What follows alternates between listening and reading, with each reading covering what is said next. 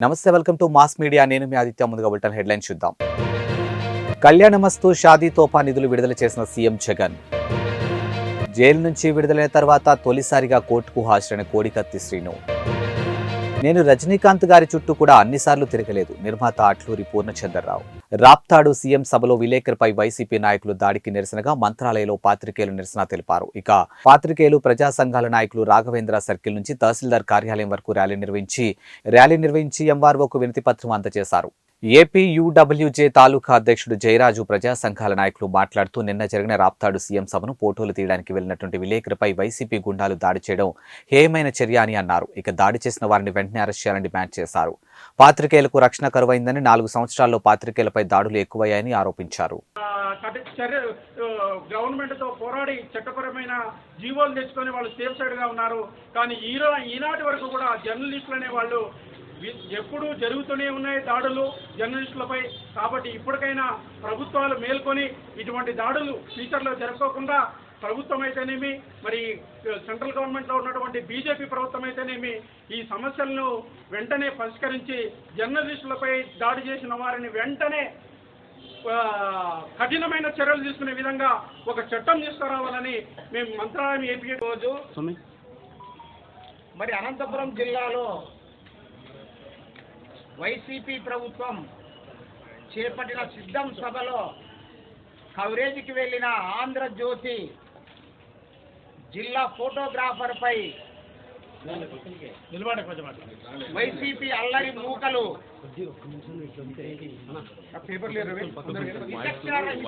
పాలై ఆసుపత్రికి కూడా చూపించుకోకుండా పోలీస్ స్టేషన్ తరలించడం జరిగింది.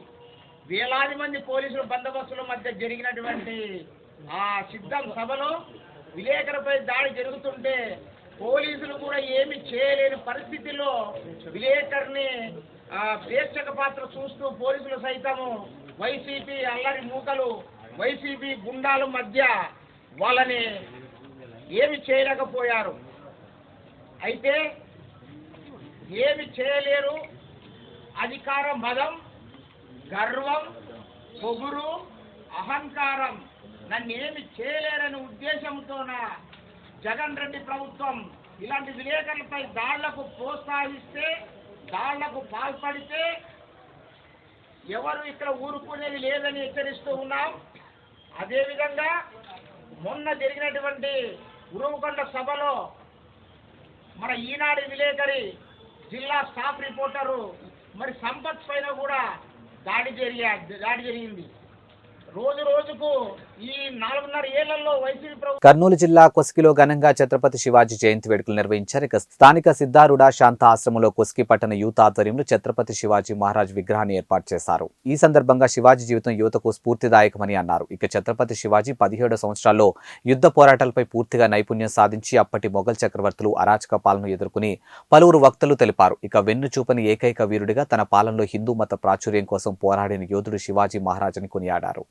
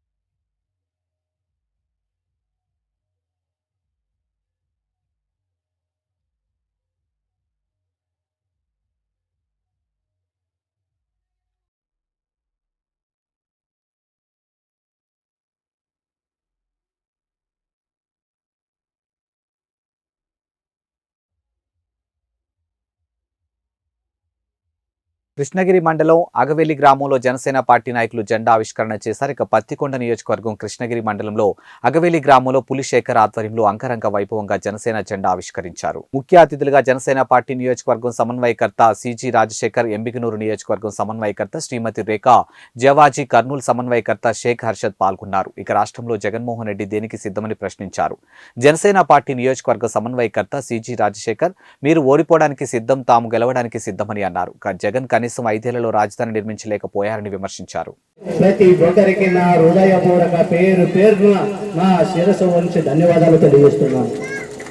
ఎందుకంటే ఈరోజు మనం ఈ సభ ఎందుకు ఏర్పాటు చేశామంటే తెలుగుదేశం పార్టీ, టీడీపీ పార్టీ ఏ విధంగా ముందుకెళ్ళాలి, మనం ఏ విధంగా ముందుకు వెళితే మనం విజయం సాధించగలం, మనం ప్రతి గ్రామంలో టీడీపీ నాయకులు, జనసేన పార్టీ నాయకులు అన్నదమ్ములుగా కలిసి ఒకే కుటుంబంగా చేకూర్చుకొని ఈరోజు ముందుకు వెళ్లాల్సిన అవసరం ఎంతైనా ఉన్నది.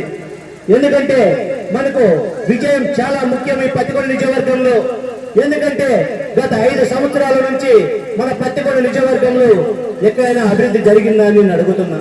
ఎందుకంటే ఆ అభివృద్ధి జరగాలంటే మన పత్తికొండ నియోజకవర్గాన్నే మొదటి స్థానంలో మనం ఉంచుకోవాల్సిన బాధ్యత మన అందరిపైన ఉన్నది. కాబట్టి ఈరోజు చెప్తున్నాం, ఈరోజు జగన్మోహన్ రెడ్డి గారి రాప్తాలో సిద్ధమని ప్రోగ్రాం ఏర్పాటు చేశాడు. అయ్యా జగన్మోహన్ రెడ్డి గారు, మీరు దేనికి సిద్ధమని నేను అడుగుతున్నా. ఈరోజు 3 రాజధానుల పేరుతో ఒక్క రాజధాని కట్టలేని మీరు దేనికి సిద్ధమయ్యారని నేను అడుగుతున్నా. అదేవిధంగా ఈరోజు మన పత్తికొండ నియోజకవర్గానికి సంబంధించి మీరు మా పత్తికొండ నియోజకవర్గంలో మొదటిసారిగా ఎమ్మెల్యే కంగారి శ్రీదేవి గారిని ప్రకటించారు. ఆ రోజు మా పత్తికొండ నియోజకవర్గంలో అనేక హామీలు ఇచ్చారు.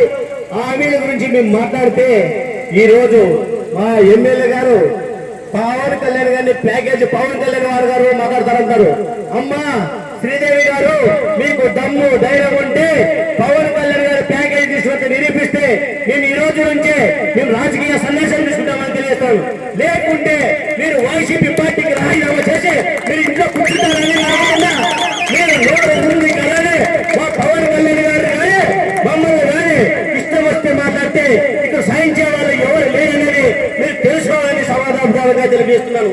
ఎందుకంటే మేము ఇదే కృష్ణగిరి మండలంలో 32 గ్రామాలు ప్రయాణించాము. ఏ ఒక్క గ్రామంలో అభివృద్ధి చెందిందని నేను అడుగుతున్నా. అదేవిధంగా నియోజకవర్గంలో మీరు ఎన్ని గ్రామాలు అభివృద్ధి చేశారు మీరు చెప్పగలరని అడుగుతున్నా. మీరు మాకు అవమానం లేదనుకోవడం మీకు.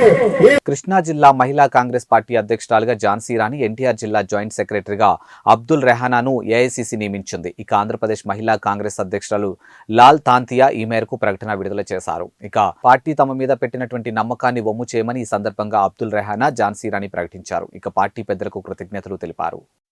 మహిళా కాంగ్రెస్ ద్వారా ఆంధ్రప్రదేశ్ కాంగ్రెస్ పార్టీలో నామినేట్ అయిన ఝాన్సీ రాణి కృష్ణా జిల్లా ప్రెసిడెంట్, జిల్లా మహిళా కాంగ్రెస్ ప్రెసిడెంట్ అయ్యారు. అలాగే రెహనా జాయింట్ సెక్రటరీ అయ్యారు. అలాగే సునీత విజయవాడ సిటీ కాంగ్రెస్ ప్రెసిడెంట్ అయ్యారు. వారి ముగ్గురు సేవలు కూడా ఈ రాష్ట్రానికి మహిళా కాంగ్రెస్కి చాలా అవసరం. అందరినీ యంగ్స్టర్స్ని తీసుకోవడం జరిగింది. అందరూ గ్రాడ్యుయేట్స్ని, పోస్ట్ గ్రాడ్యుయేట్స్ని, ఎంబీఏ చేసిన వాళ్ళు మహిళలను తీసుకోవడం జరిగింది. మహిళలందరూ కూడా చాలా ఉత్సాహంతో కాంగ్రెస్ పార్టీకి రాహుల్ గాంధీ గారి నాయకత్వాన్ని బలపరిచే ఉద్దేశంతో రాహుల్ గాంధీ గారు మళ్ళీ ప్రధానమంత్రి అవ్వాలని, అలాగే షర్మిలమ్మ కూడా ఈ రాష్ట్రంలో ఒక పెను మార్పు తేవాలనే ఉద్దేశంతో కష్టపడి పనిచేయడానికి అందరూ ముందుకు వస్తూ ఉన్నారు. వారందరి సేవలను కూడా కాంగ్రెస్ పార్టీ, మహిళా కాంగ్రెస్ పార్టీకి ఉపయోగించుకుంటూ అలాగే మెయిన్ కాంగ్రెస్ అనుసంధానం చేసి ఈ కాంగ్రెస్ పార్టీ బలోపేతమై ఒక బలమైన శక్తిగా అవతరించాలని కోరుకుంటూ జై కాంగ్రెస్, జై జై కాంగ్రెస్.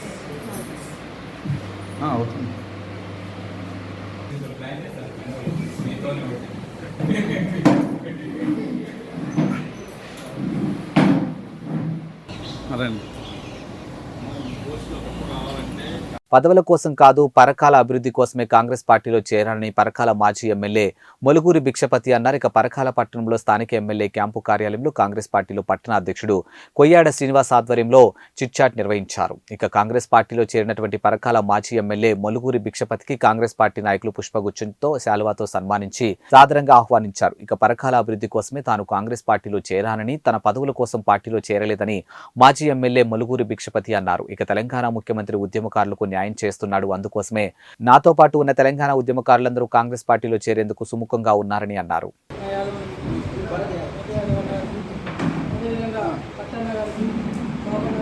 చంద్రమౌళి గారు, అదేవిధంగా రాజిరెడ్డి, కబ్బా శ్రీనివాస్, అదేవిధంగా ఉంటే శ్రావణ్ కుమార్, రాజు, అంబన్న, సూర సతీష్, విజయ ములుగురు ముఖ్యపతి గారు, వారికి కాంగ్రెస్ పార్టీ పట్టణ శాఖ తరఫున,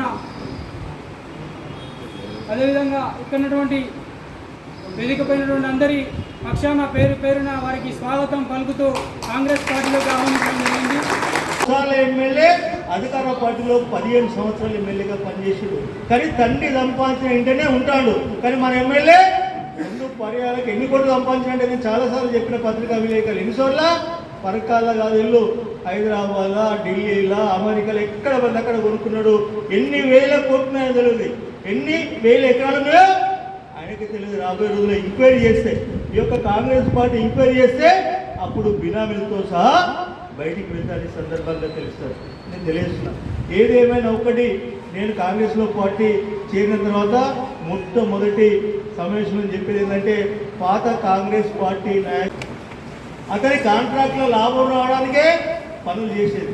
ఎవరైనా చూస్తారు కదా, సిటిజన్ క్లబ్లో ఆయన అనుచరుని యొక్క బిల్లు రావడానికి 25 లక్షలు ఇక్కడ ప్రతిష్టాలు కట్టించాడు.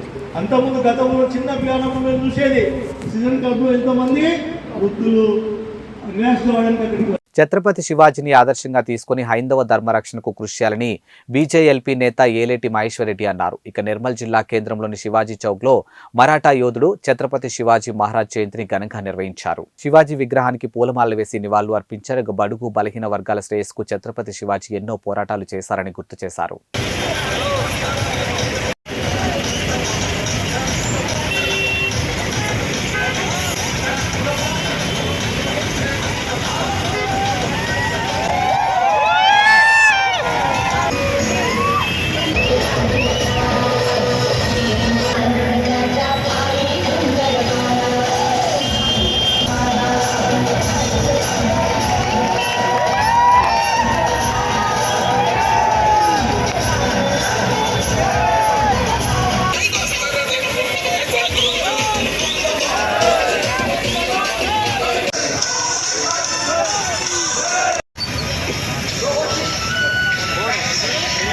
ప్రజల్లోకి వెళ్లి ఓటు వేయమని అడిగే దమ్ము చంద్రబాబుకు ఉందా అని వైఎస్ఆర్సీపీ ప్రధాన కార్యదర్శి ప్రభుత్వ సలహాదారులు సజ్జల రామకృష్ణారెడ్డి నిలదీశారు. ఇక అధికారంలోకి రానని తెలిసి ఎన్ని ఛాలెంజ్లైనా చేస్తారని మండిపడ్డారు. సీఎం జగన్ ను తిట్టడం తప్పితే చంద్రబాబు ఏదైనా మాట్లాడుతున్నారా అని మండిపడ్డారు. ఇక తన పాలనలో ఇది చేశా అని చెప్పుకునేందుకు చంద్రబాబుకు ఏదైనా ఉందని సూటిగా ప్రశ్నించారు. ఇక 14 ఏళ్లు సీఎంగా ఉండి చంద్రబాబు ఏం చేశారని అన్నారు. ఇక మేనిఫెస్టోలో ఇచ్చినటువంటి హామీలను తాము అమలు చేశామని సజ్జల చెప్పారు. ఇక చంద్రబాబు సవాల్కు తాము సిద్ధమని అన్నారు.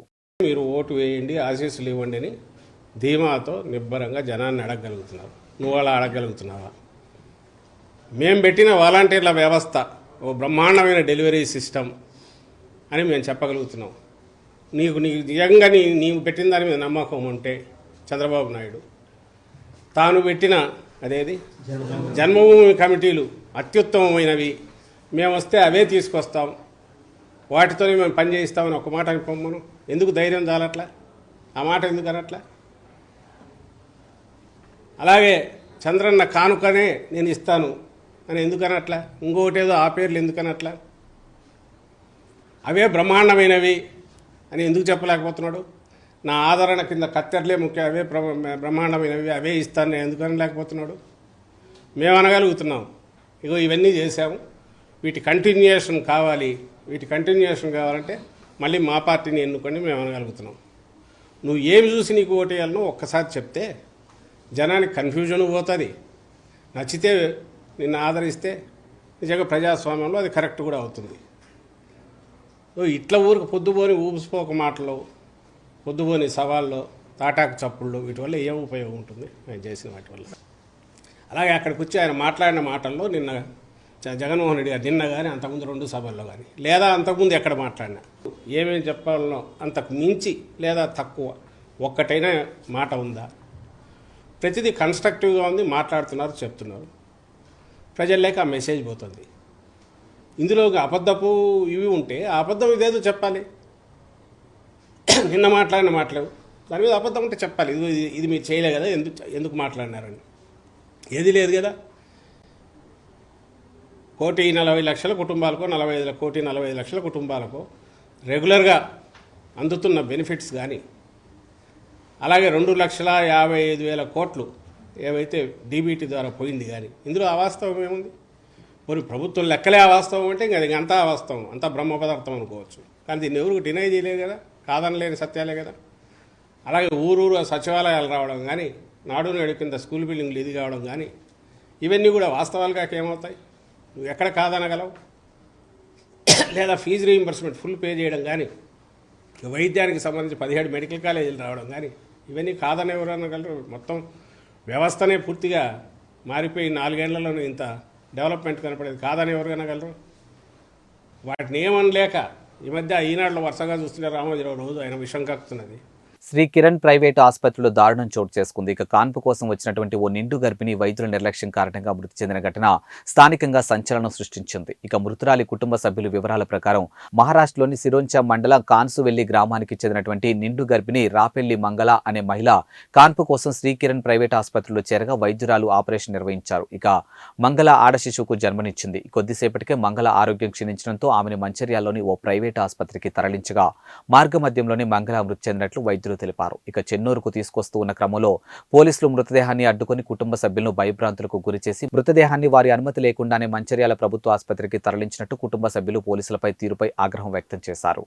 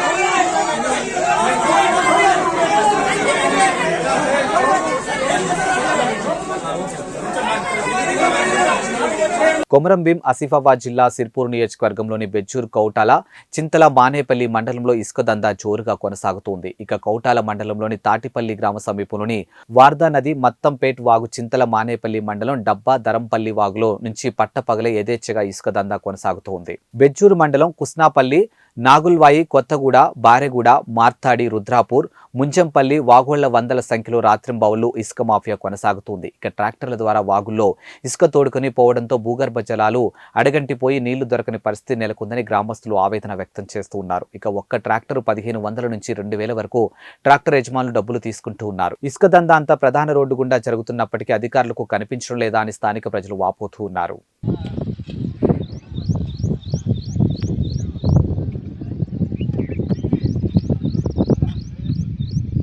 వాటి రోజు లేదా ఉన్నదిగా, ఎందుకు పట్టలేదు? కవటాల పట్టలేదా? నూగలేదు అందరికి.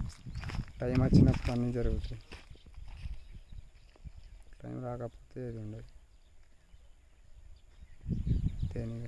పని బండి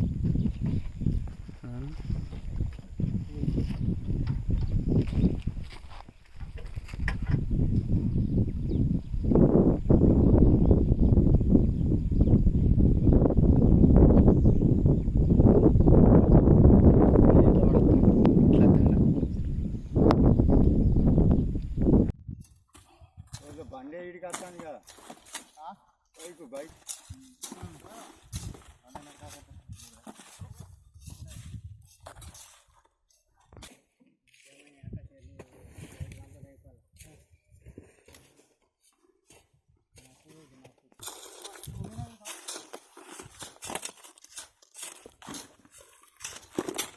అనంతపురం జిల్లాలో రాప్తాడు నియోజకవర్గంలో సిద్ధం బహిరంగ సభలో ప్రముఖ ఫోటో జర్నలిస్టుపై దాడి చేయడాన్ని సిపిఐ నేతలు ఖండించారు. ఇక పెదపప్పూరు మండలం వేదికగా వైసీపీ సర్కార్పై ఆగ్రహం వ్యక్తం చేశారు. రిపోర్టర్ కృష్ణపై జరిగిన దాడి హేయమన్నారు. ఇక కొట్టడం, తన్నడం, మానసికంగా దౌర్జన్యం చేయడం అనేది సిపిఐ పార్టీ ఖండిస్తుందని అన్నారు. ఈరోజు పెద్దపప్పూరు మండల కేంద్రంలో భారత కమ్యూనిస్ట్ పార్టీ అత్యవసర సమావేశం, ఈ సమావేశానికి అధ్యక్షతను వహించిన ఏపీ వ్యవసాయ కార్మిక సంఘం మండల సహాయ కార్యదర్శి భోగతి రామేశ్వరరెడ్డి, సిపిఐ పెద్దపప్పూరు మండల సహాయ కార్యదర్శి టి రామకృష్ణ, ఏపీ చేనేత కార్మిక సంఘం మండల అధ్యక్షుడు కాశెట్టి నారాయణస్వామి, ఈ అధ్యక్షతలో మాట్లాడుతున్న భారత కమ్యూనిస్ట్ పార్టీ సిపిఐ పెద్దపప్పూరు మండల కార్యదర్శి చింతా పురుషోత్తం నేను నిన్న వైసీపీ ప్రభుత్వం జగన్మోహన్ రెడ్డి వచ్చిన సందర్భంగా సిద్ధం సభలో, ఒక నిండు సభలో మరి వైసీపీ గుండాలు పత్రికల పైన ఏబిఎం ఛానల్ విలేకరిపై దాడి చేయడం ఇది చాలా దురదృష్టకరం. దీన్ని తీవ్రంగా మేము ఖండిస్తున్నాం. ఈ వైసీపీ గుండాలను మరి పోలీసులు కూడా చూస్తూ చోద్యం చూశారే తప్ప వాళ్ళని ఏమాత్రం కట్టడి చేయలేదు. ఈ అవినీతి ప్రభుత్వానికి కొమ్ము కాస్తున్న పోలీసులు కూడా మరి చూస్తుండడం చాలా దారుణమని భారత కమ్యూనిస్ట్ పార్టీ తరఫున తీవ్రంగా మేము డిమాండ్ చేస్తున్నాం. తక్షణమే ఎవరైతే విలేకరిపై దాడి చేశారో. అనంతపురం జిల్లా తాడిపత్రి మండలం తాడిపత్రిలో ఘనంగా ఛత్రపతి శివాజీ జయంతి వేడుకలు నిర్వహించారు. ఇక శివాజీ మహారాజ్ జయంతిని పురస్కరించుకొని తాడిపత్రిలో హిందూ బైక్ ర్యాలీ శోభాయాత్ర చేపట్టారు. నంద్యాల రోడ్డు శ్రీరాముని గుడి వద్ద నుంచి ప్రారంభమైన rally Ambedkar circle, Valmiki circle, పట్టణ పోలీస్ స్టేషన్ సర్కిల్ మీదుగా శ్రీ అభయాంజనేయ విగ్రహం వరకు విజయవంతంగా జరిగింది. ఇక ముస్లిం రాజా పరిపాలనలో హిందువుల పట్ల నిరంకుశంగా మత మార్పిడి కొనసాగుతున్న సందర్భంగా హిందూ సామ్రాజ్య విస్తరణపై ఛత్రపతి శివాజీ చూపినటువంటి చొరవతో నేటి దేశం హిందూ దేశంగా కొనసాగుతుందని అన్నారు. ఇక తన తల్లి జిజియాబాయి స్ఫూర్తితో హిందువుల ఐక్యత, విస్తరణ కోసం భీకరమైనటువంటి యుద్ధాలు చేసి ముస్లింల రాజుల నుంచి హిందూ పాలనను కాపాడిన ఘనత శివాజీదని అన్నారు.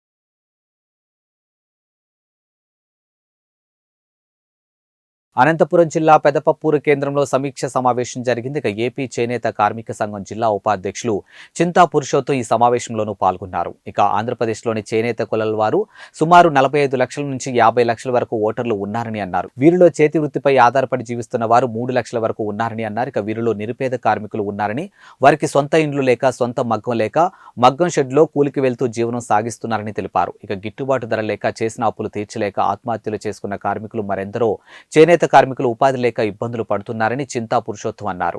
ఈరోజు పెద్దపప్పూరు మండల కేంద్రంలో ఏపీ చేనేత కార్మిక సంఘం సమీక్ష సమావేశం మీడియా ద్వారా మా ప్రధానమైన డిమాండ్, ఈ రాజకీయ నాయకులకు ఒకటే డిమాండ్ చేస్తున్నాం.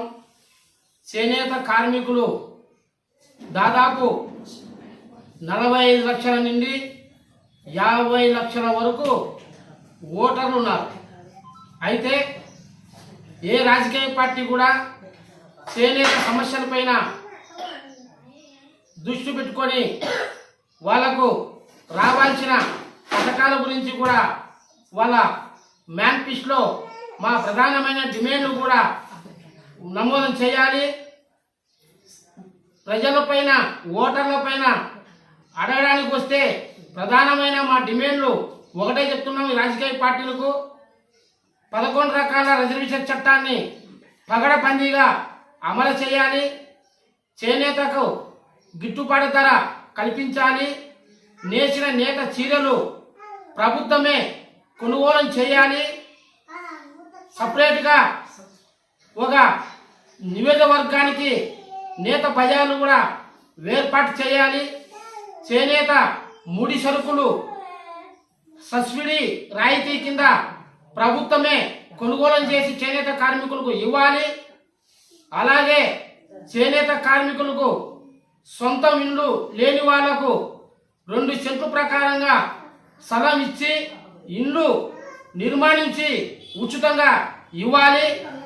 అలాగే చేనేత కార్మికులకు సపరేట్గా కార్పొరేషన్లు కానీ నేత బజార్లు కానీ ఏర్పాటు చేయాలి. ఈ రాష్ట్ర ప్రభుత్వం ఏ ప్రభుత్వాలు కూడా అధికారంలోకి వస్తే చేనేత కార్మికులను పూర్తిగా వాళ్ళ సమస్యలు ఏమాత్రం పట్టించుకున్న పాపానే పోలేదు. ఇప్పటికైనా రాజకీయ పార్టీలకు మేము ఒకటే డిమాండ్ చేస్తున్నాం. చేనేత కార్మికులకు 45 సంవత్సరాలు పూర్తి అయిన వాళ్లకు చేనేత పింఛనీలు మంజూరు చేయించేది డిమాండ్ చేస్తున్నాం. ప్రతి చేనేత కార్మికులకు మరి ప్రభుత్వమే వాళ్ళకి ఆరోగ్యం బాగాలేకుండా ఉన్న ప్రభుత్వం తరపునే ఉచిత వైద్యం చేయాలి. చేనేత కార్మికుల పిల్లల చదువులు కూడా పూర్తిగా నాణ్యమైన చదువు చదివించాలని ఈ రాజకీయ పార్టీలకు ప్రధానమైన మా డిమాండ్ వినిపిస్తున్నాం. ఏది చేనేత కార్మికులు ఎవరైతే ఏ రాజకీయ పార్టీ వాళ్ళు పట్టించుకోలేదో వాళ్ళపైనే మా పోరాటం. చేనేత కార్మికులందరూ వేగమవుతాం. మా సమస్యలు ఎవరైతే మాట్లాడకపోతే నిలదీస్తామనేది కూడా మేము ఈ సమావేశంలో ఇవి వాల్టి బులెటిన్ అప్డేట్స్. మరో బులెటిన్తో మళ్ళీ కలుద్దాం. అంతవరకు సెలవు. నమస్కారం.